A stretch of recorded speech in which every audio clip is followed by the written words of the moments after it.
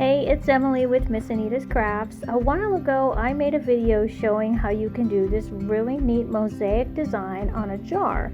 But silly me, I forgot to hit record on the part where I was actually putting the plaster on, which is what I used for grout. So we're going to do another video today, and I'm going to show my method for putting some mosaic tiles on a coaster this time. We'll use this little wooden disc as our coaster, and I've already picked out some tiles that I'd like to use. And if you're going to do it this way, here's what I would suggest.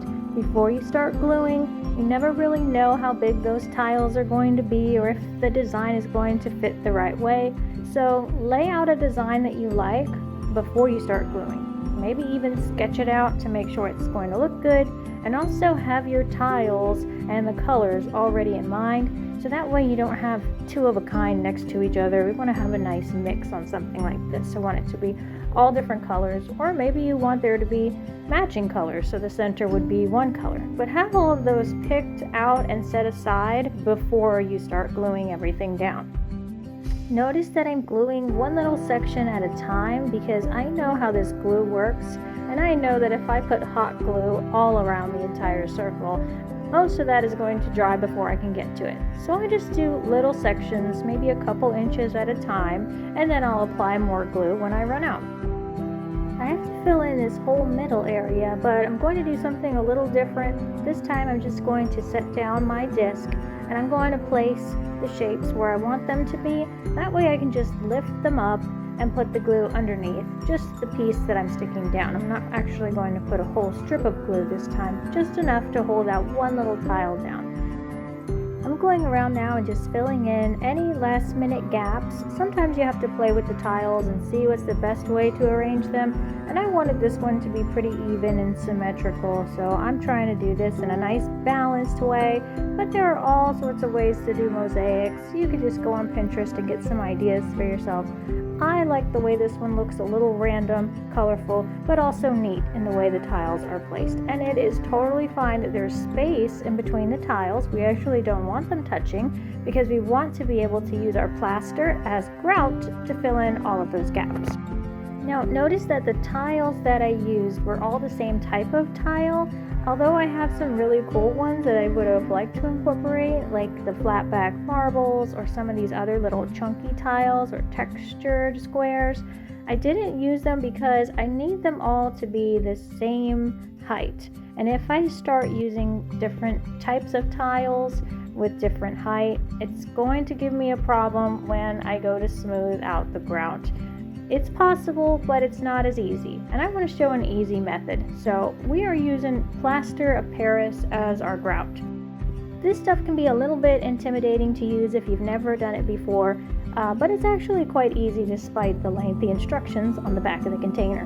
Make sure you have everything you need ready to go. I have my mixing bowl, my tablespoon measuring, and I'm just going to start with a little bit here. I've got 2 tablespoons because we are going to do 2 parts plaster and 1 part water. I've got a popsicle stick for mixing because I just want to throw that away when I'm done. For my water, I want to make sure I get an exact measurement, so I have this neat little squeeze bottle. I'm just going to fill it all the way to the rim and then pour that in so I can start mixing.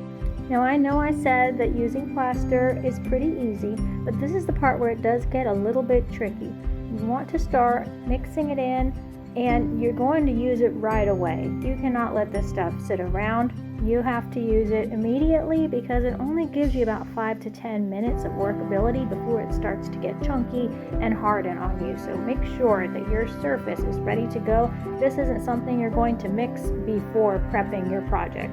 This is the last thing you're going to do. Also, you're going to want to be mindful of the surface area that you're working on, because if plaster does dry on your countertops, it's going to leave a mess behind. Think like cement. It's going to get crusty and hard. That's actually kind of the consistency we want here. It's a little bit like toothpaste, a little bit thicker. So I'm stirring it around a little bit to show you what that needs to look like. You know that when it's kind of stiff and moldable like this, that is exactly what you're looking for. I've got a little bit of wax paper down so that I don't mess up my surface area, and I am just going to plop some of this right on top of my tiles. Now, don't anybody freak out. I am aware that the instructions say you're supposed to wear gloves when you do this, but for me, if I'm going to teach you how to do this, I need to be able to show you exactly what I'm doing. So I'm getting in there with my hands. I actually like getting a little bit of this stuff on my hands. I feel like I can kind of smooth it into the cracks a little bit better than if I had a bulky, baggy pair of gloves on.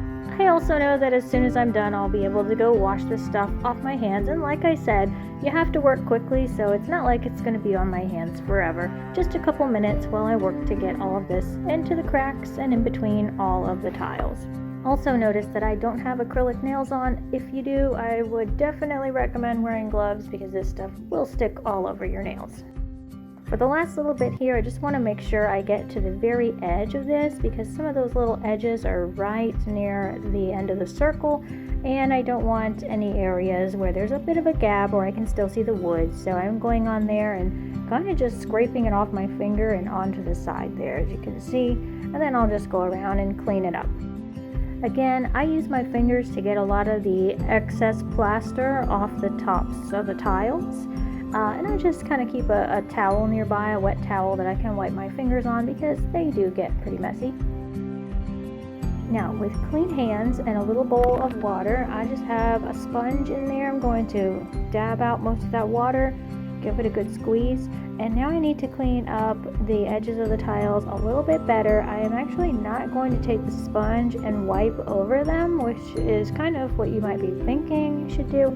I prefer to just wipe and dab with a clean finger because this way I'm not messing up my plaster. It's still trying to dry, so if I wipe over it with a sponge, you're going to see grooves digging through the plaster in the shape of the sponge, and that's not what I want. I want nice, smooth, flat plaster, and I just want to be able to clean up the tops of these tiles.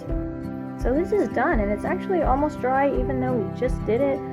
I would leave it chalky and dry just like this to use as a coaster, but if you could always brush over it with some clear polyurethane so that way it has a nice shiny coat. To me, that doesn't really work for a coaster because you want something that's going to catch the water as it's dripping off the glass, and so if it's shiny and smooth, it's not going to do a good job of that. So there you have it. It is simple, it's pretty, and very useful.